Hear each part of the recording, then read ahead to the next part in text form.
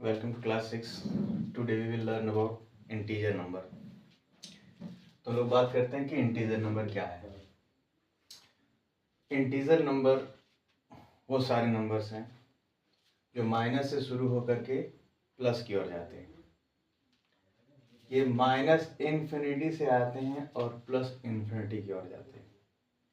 यानी कि ये नंबर एक इनडिफिनिट नंबर है, क्योंकि ये शुरू कहाँ से होता है और ख़त्म कहाँ पे होता है ये पता नहीं चलता है।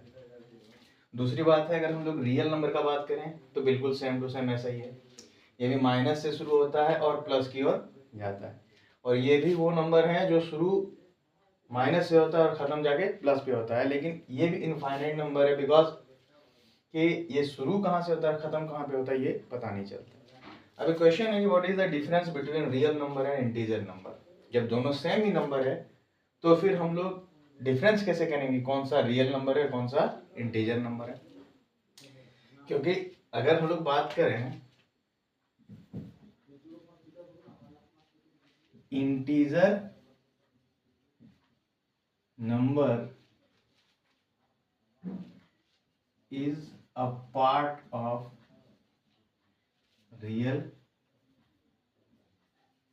नंबर, यानी कि रियल नंबर का पार्ट है इंटीजर नंबर। लेकिन दोनों में से बेसिक डिफरेंस क्या है इस बारे में हम भी चर्चा करेंगे हम लोग। तो बेसिकली जो इंटीजर नंबर होता है, जिसको हम लोग हिंदी में पूर्णांक संख्या बोलते हैं, ये पूरा का पूरा नंबर आता है। ये इसमें हम लोग फ्रैक्शन को काउंट नहीं करते हैं।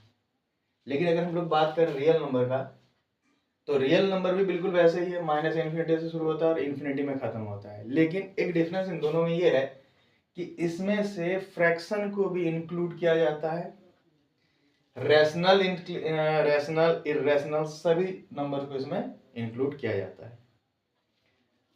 लेकिन जो इंटीजर नंबर होता है उनमें से जो नंबर पूरा है सिर्फ उसी को लिया जाएगा, ये फ्रैक्शन वाले को इसमें नहीं लिया जाता है।